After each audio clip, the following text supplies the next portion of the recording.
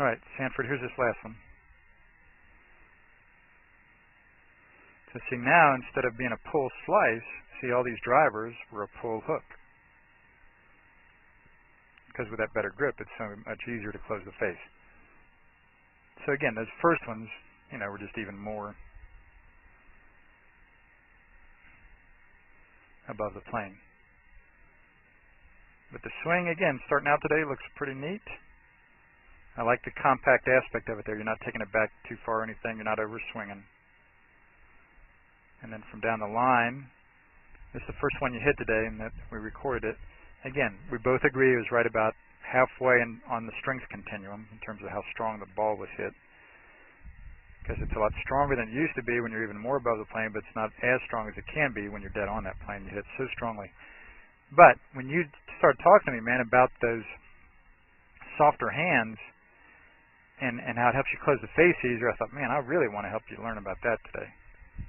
Because that grip's always been there, and I just, we can't do everything at once. So I thought, man, that'll really go along with that soft feeling hands when you get this kink on here better with your wrist. The shaft now goes through the middle of your left hand. You see a lot more of your Velcro there, and you see the back of your wristwatch compared to the old gold stuff. And at impact, it'll just be a lot easier on the downswing to get to impact where that face is squared up better. And again, that kink in your wrist is what you see here with the tour players. And you see, again, the yellow line along the shaft is through the middle of their hand.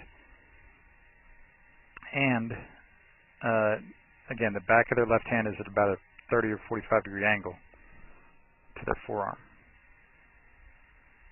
Whereas you were flat with your left wrist and forearm, the shaft was on the side of your left hand, and you didn't see much of the Velcro. And again, the way to remember that is right here. There's the bad and there's the good.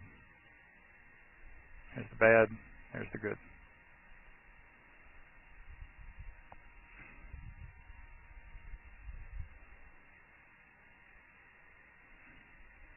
Right there. See, there's the good. And there's, yes, squiggled it down to where now the heel pad is off the edge of the club and the thumb pad is actually touching the club on top of the grip there. There's the bad. And there's the good. Getting it wedged into the edge of that heel pad. And so the thumb pad doesn't even touch. Alright? And then this is obviously how you want to remember it. Right there.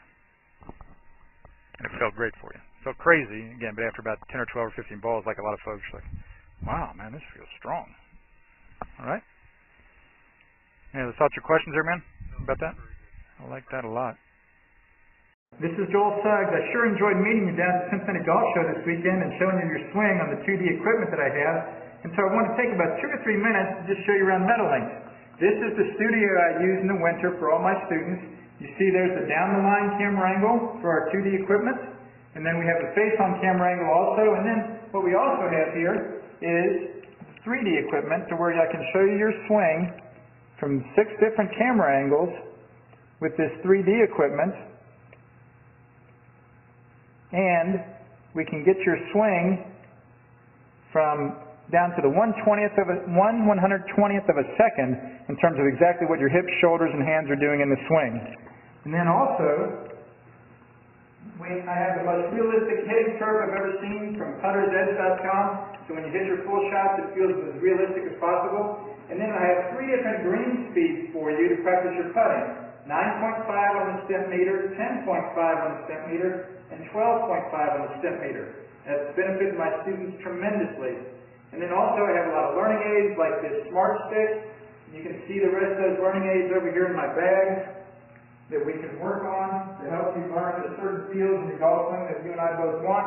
And then also I help my students a lot with their equipment through the winter. This is a frequency analyzer where we twang your club and it gives us a reading here. And then also we plot your whole set, each club on these lines to see if the set is really matched or not. Quite often they aren't, and it helps my students tremendously when they find out what clubs are the offending clubs. Then if we get tired of being indoors and we want to go outdoors and hit some, we can do that.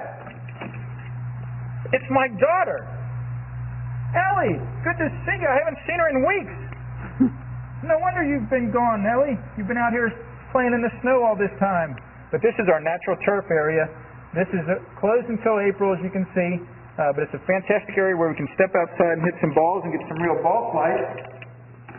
Or, if we get pretty satisfied that things are looking better on the video here, we're kind of cooped up inside and want to go outside, we can step on out and hit balls and see real ball flight for about 5 or 10 or 15 minutes, however long you and I can stand the cold, out into the air, and we see them land at these different flags. I have a yardage book for this driving range. It's the first one I've ever seen in my life where we know exactly what it is with the front, back, and middle of each green.